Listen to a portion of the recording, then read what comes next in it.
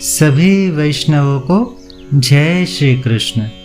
इस चैनल के माध्यम से हम सभी पुष्टि मार्गीय धर्म ग्रंथों के श्रवण का लाभ प्राप्त करेंगे। तो आइए श्री गुसाई जी के अनन्य सेवक 252 वैष्णवों की वार्ता का रस प्राप्त करते हैं।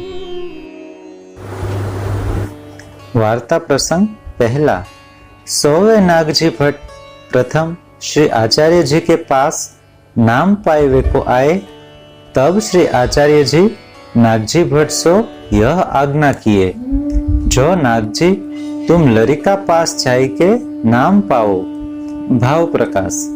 सो काहे ते, जो ये श्री गुसाई जी के अंग संबंधी है, सो श्री गुसाई जी में इनकी अधिक प्रीति होगी। ताते श्री आचार्य जी आज्ञा किए, तुम लरिका पास जाई के नाम पाओ। और दूसरो अभिप्राय यह है, जो अब श्री गुसाई जी को संन्यास ग्रहण करनो है और अपने वंश द्वारा आगे मार्ग हु चलावनो है, ताही ते श्री ठाकुर जी ने ब्याह करीवे की आज्ञा दीनी है। यो विचारी के श्री आचार्य जी ने नागजी भट्ट को श्री गुसाई जी के पास पठाए। तहाँ यह संदेश हुई, जो श्री आचार्य जी के बड़े पुत्र तो श्री गोपीनाथ जी है, सो उनके पास नागजी भट्ट को क्यों नहीं पठाए। तहाँ कहत है, जो श्री गोपीनाथ जी मर्यादा बलदेव जी को अवतार है, सो इनकी रुचि हु साधन करीवे में बहुत है, और आगे पुष्टि मार्ग को उपदेश श्री गुसाई जी करेंगे। सो पुष्टि मार्ग के विस्तार करन हारे आप ही है।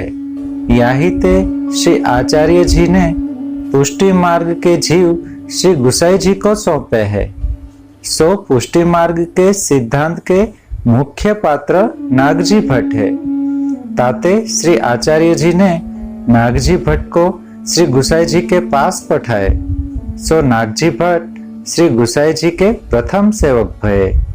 जैसे श्री आचार्य जी महाप्रभु के प्रथम सेवक दामोदर दास हर्षानी, तैसे ही श्री गुसाई जी के प्रथम सेवक नागजी भट्ट है।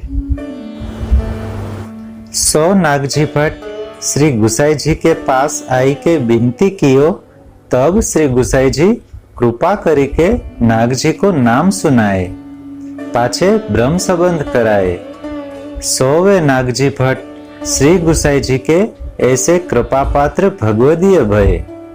पाछे नागजी श्री गुसाई जी के पास कछुक दिन रही के अपने घर आए, तो पाछे कहतेक दिन को नागजी की बेटी को विवाह आयो। सो खंभाइच के वैष्णवन सुनियो। सो वे वैष्णवन श्री गुसाई जी के सेवक होते। तीन आपस में कछु द्रव्य भेलो करी, ताकि हुंडी कराई। एक पत्र में बीड़ी, एक कासिद नागजी पास। उन वैष्णवन ने खंभाइच ते गोधरा पठायो। ता पत्र में वैष्णवन ने नागजी को लिखियो, जो यह द्रव्य तुम्हारी बेटी के विवाह को पठायो है, सो तुम अच्छी भांति विवाह करियो। सो वह कासिद पत्र लेके नागजी के घर गोधरा में आयो। सो वह पत्र नागजी को कासिद ने दीनो। 100 पत्र बाँची के नागजी ने अपने मन में यह विचार कीनो, जो यह वैष्णवन को द्रव्य विवाह में खर्चनो आछो नहीं, यह अपनो धर्म न होई। सो बेटी तो काहू रंक ब्राह्मण को देऊंगो, और यह द्रव्य तो श्री गुसाई जी को है। सो श्री गुसाई जी को पहुंचे तो अच्छी बात है। भाव प्रकाश। काहे ते, जो नागजी गृहस्थ है, सो दूसरे को द्रव्य कैसे लेई, और वैष्णवन को द्रव्य तो प्रभुन को है, सो नागजी लौकिक कार्य में कैसे खर्चे। पाछे वा कासिद को तो हुंडी की पहुंच लिखी के पाछे वहां को खंभाइच को विदा करियो और नागजी वह हुंडी की मोहर सराफ की दुकान ते खरीदी के अपने घर आए। पाछे एक बांस की लाठी पोली लेके तामे मोहर सब भरी और नागजी आपू कापड़ी को भेख करी वह लाठी हाथ में लेके श्री गुसाई जी के पास श्री गोकुल को गोधरासो श्री गुसाई जी के दर्शनार्थ चले। तब श्री गुसाई जी ने जानियो जो नागजी अपने घर ते मेरे दर्शन को आवत है। सो मार्ग में एक वैष्णव डोकरी एक गांव में रहती हती। सो वह डोकरी श्री गुसाई जी की सेवकिनी हती। तासो श्री गुसाई जी स्वप्न में जनाए जो मेरो अनन्य सेवक नागजी भट्ट कापड़ी के रूप सो आवत है, तिनको 3 दिन अपने घर पाहुने राखियो और नागजी को सखड़ी महाप्रसाद लिवाइयो। और वह दिन रात्रि को श्री गुसाई जी नागजी को हु स्वप्न में कहे जो तू काल ही अमुक गांव में अमुकी बाई के घर 3 दिन रहियो, सखड़ी महाप्रसाद लीजियो। सो यह डोकरी सवारे उठी सेवा करी रसोई करी के श्री ठाकुर जी को भोग समर्पियो। पाछे समय भोग सराई अनोसर करी महाप्रसाद ढांकी के आपू बाहिर आई के ठाड़ी रही। पाछे नागजी भट्ट मध्याह्न के समय वह गांव के बाहिर आई के मार्ग में ठाड़े भये। सो नागजी को चिंता भई जो बिनु बुलाई बिनु जाने कौन के घर जाइए। और वह बाई मार्ग में ठाडी ठाडी चिंता करे जो अजहू वे वैष्णव आए नाही। या प्रकार दोनों को चिंता भई। इतने में वह डोकरी ने नागजी को दूरी ते आवत देखे। सो वह डोकरी भक्ति भाव सो प्रेम संयुक्त नागजी भट्ट के सामने गई। बहुत स्नेह सो नागजी सो श्री कृष्ण स्मरण या डोकरी ने करियो। पाछे नागजी भट्ट सो रात्रि के सब समाचार कहे जो ऐसी आज्ञा श्री गुसाई जी की है, ताते तुम कृपा करी मेरे घर चलो। ऐसे बहुत आदर्शो न्योती अपने घर वह डोकरी नागजी को पधराई लाई। तब नागजी अपने मन में विचारी जो श्री गुसाई जी आपकी आज्ञा प्रसाद लेवे की भई है, सो तो डोकरी यही है, परंतु याके हाथ की सखड़ी कैसे लेवे में आवे। भाव प्रकाश काहेते ये गौड़ ब्राह्मण है, सो ज्ञाति व्यवहार मन में आयो। परी ये लीला में श्री चंद्रावली जी की सखी है, बहुला इनको नाम है।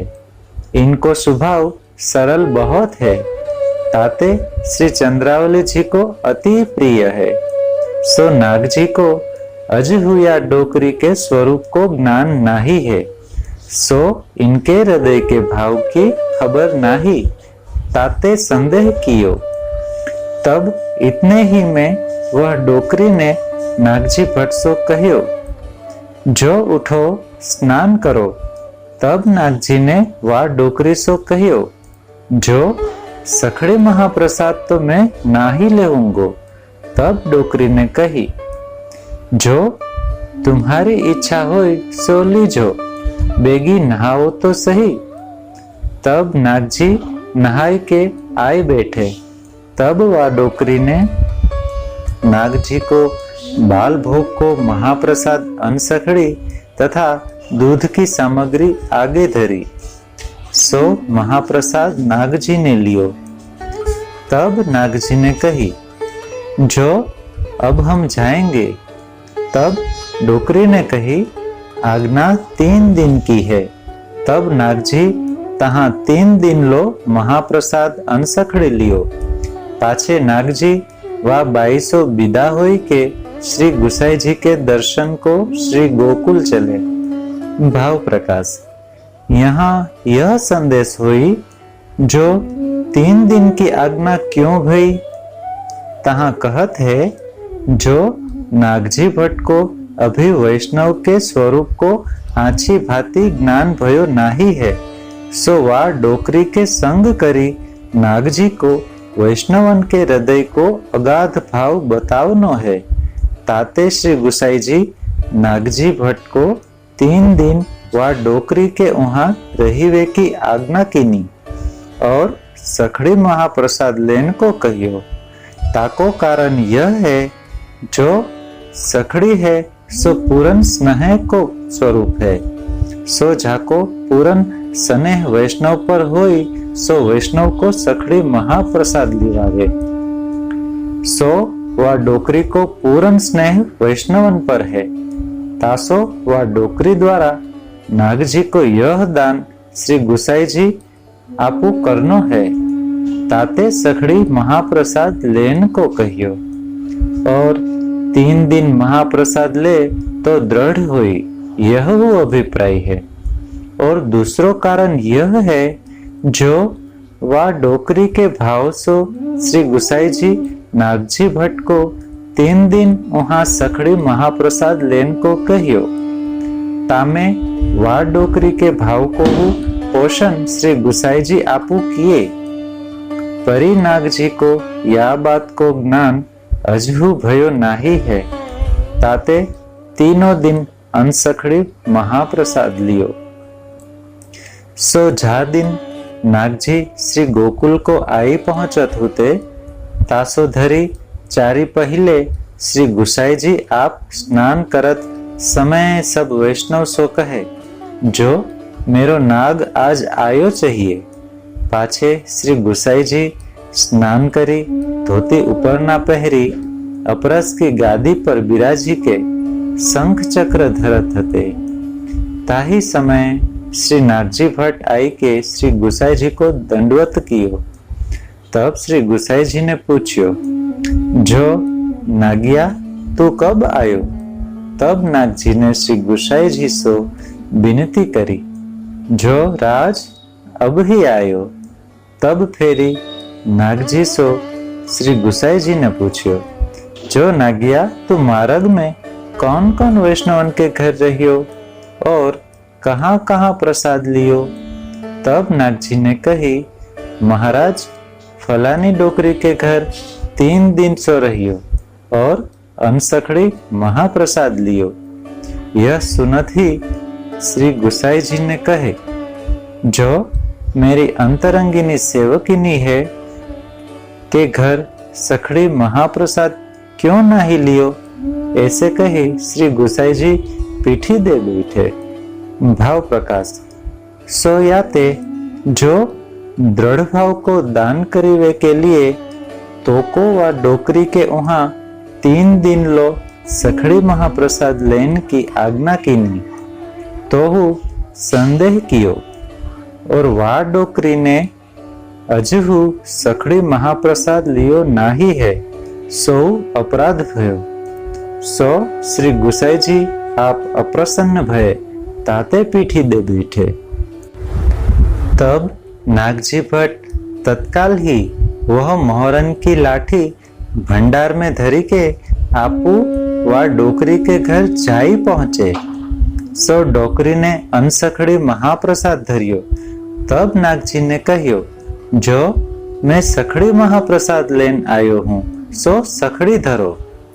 तब वह डोकरी बहुत प्रसन्न होई के सखड़ी महाप्रसाद धरियो। सो 3 दिन लो नागजी सखड़ी महाप्रसाद ले वा डोकरी सो विदा हुई पाछे फेरी श्री गोकुल चले। सो कछुक दिन में आई के श्री गुसाई जी को दंडवत किए। तब नागजी सो श्री गुसाई जी ने पूछियो, जो तो को हम इतने दिन बीच में देखियो नाही, सो कहाँ गयो हो? तब नागजी ने विनती करी, जो महाराज वा डोकरी के घर सखड़ी महाप्रसाद लेन गयो हो, सो 3 दिन सखड़ी महाप्रसाद लेके अब ही आवत हो। ये नागजी के वचन सुनी श्री गुसाई जी बहुत प्रसन्न भये। भाव प्रकाश। सो काहे ते जो अब नागजी ने वैष्णव को स्वरूप जान्यो ताते श्री गुसाई जी आप प्रसन्न भये। पाछे नागजी महीना 3 श्री गुसाई जी के पास रहे और यह मन में विचारे, जो बेटी के विवाह की लगन जब बीती चुके दी तब जाऊंगो, अब ही जाऊं तो मोको बेटी को ब्याह करनो पड़े, यह बिचारी के रहे। भाव प्रकाश सो याते जो नागजी की प्रभुन में आसक्ति है, सो आसक्ति वारेन को गृह में अरुचि होत है। सो श्री आचार्य जी महाप्रभु जी भक्तिवर्धनी ग्रंथ में लिखे हैं 100 श्लोक। स्नेहा द्राग विनाश श्यादा सक्तया श्याद गृहारुचि, याते नागजी भट्ट घर गए नाही, जाते तो लौकिक करनो पड़तो। पाछे कछुक दिन में वह भंडारी ने वह लाठी उठाई, तब भारी बहुत ही देखी। सो लाठी लेके श्री गुसाई जी के पास आई, विनती करी, जो महाराज यह लाठी भारी बहुत है। तब श्री गुसाई जी आज्ञा किए, जो या लाठी को फारी के 2 टूक करो। तब भंडारी ने लाठी को फारी 100 मोहर निकसी। तब श्री गुसाई जी यह आज्ञा किए, जो यह मेरे नाग को काम है। 100वें नागजी भट्ट श्री गुसाई जी के ऐसे कृपा पात्र भगवदीय हते और नागजी भट्ट गोधरा के देसाई हते। सो नागजी की बेटी के विवाह को दिन बहुत निकट आयो। तब भटियानी ने कही, जो मेरे कछु द्रव्य नाही है, ताते एक चूड़ा और पानेतर रोरी ले, मैं विवाह बेटी को करी दूंगी। भाव प्रकाश सो भटियानी हूँ अडेल जाई श्री गुसाई जी की सेवकिनी भई है, ताते उनमें भगवत धर्म दृढ़ है। सो दुख में धीरज छोरियो नाही, लोक लज्जा हूँ किनी नाही। और भटियानी लीला में कंदू की सखी है, श्री यमुना जी के यूथ की।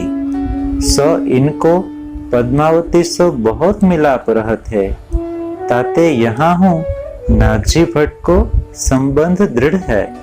सो दोउन को एक रस रूप भाव है, ताते भटियानी नागजी के अभिप्राय को जानी या प्रकार बेटी के विवाह को निश्चय कियो। सो यह बात वैष्णवन ने सुनी। सो मिली के सब वैष्णवन गांव के हाकिम के पास जाई के सब समाचार कहे, जो नागजी भट्ट तो घर नाही है।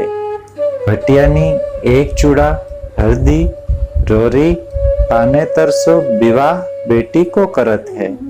यह सुनी के गांव के हाकिम ने कही, जो नागजी भट्ट की बेटी को ब्याह ऐसे क्यों हुई। पाछे वह गांव के हाकिम ने जो कछु विवाह को सामान हतो सो सिद्ध करके नागजी के घर भटियानी के पास पठाई दियो। तब नागजी की स्त्री ने भली भांति सो भले गृहस्थ के घर अपनी बेटी को विवाह कियो। द्रव्य विवाह में बहुत लगायो, पठावनी, पहरावनी, ब्रह्म भोजन सब भली भांति सो कियो। पाछे कहतेक दिन पाछे नागजी भट्ट श्री गुसाई जी के पास ते विदा होई के अपने घर आए।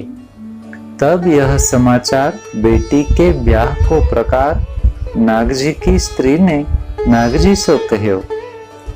सो सुनी के नागजी कहे, भगवत इच्छा भई सो आछो। लौकिक द्रव्य लौकिक में लग्यो, वैष्णवन को अलौकिक द्रव्य हतो। ताते में बेटी के ब्याह में कैसे लगाऊं।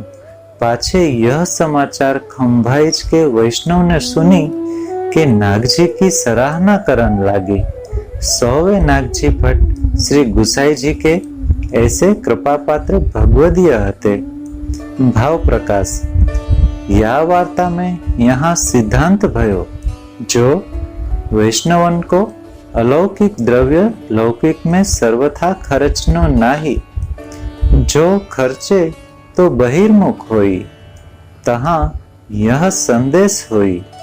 जो गृहस्थ को विवाहादिक कार्यों में द्रव्य खर्चे बिना कैसे चले, तहाँ कहत है जो विवाहादिक में सेवा को संबंध विचारी के आवश्यक खर्च प्रभुन सो विनती करी के करनो, प्रतिष्ठार्थ न करे। कदाचित लोक निर्वाहार्थ खर्च करनो पड़े तो सेवा में चित्त विक्षिप्त न होई, यो समझ के करे। सो प्रभुन की आज्ञा मांगी के। दूसरो यहू जतायो जो भक्त अनन्य वह के प्रभुन की सेवा करत है, उनको सब कार्य श्री ठाकुर जी आप करत है। सो 9वें अध्याय में भगवत गीता में श्री ठाकुर जी के वचन है 100 श्लोक। अनन्याश्चिन्तयन्तो मां ये जना पर्युपासते, तेषा नित्याभियुक्ताना योगक्षेमं वहाम्यहम्। ताते वैष्णव को अनन्य व भगवत सेवा में मन लगावनो यह उत्तम पक्ष है। आज के हमारे सत्संग में हम यहाँ विराम रखते हैं। यह चैनल सभी वैष्णवन के लिए पुष्टि मार्गीय ग्रंथ के श्रवण हेतु बनाई गई है। सभी वैष्णवन से यह अर्ज है कि आप इस चैनल को सब्सक्राइब करें और अपने वैष्णवन के ग्रुप में इसे शेयर करें, ताकि ज़्यादा से ज़्यादा वैष्णव इस पुष्टि मार्गीय ग्रंथ के श्रवण का लाभ ले सके। जय श्री कृष्ण।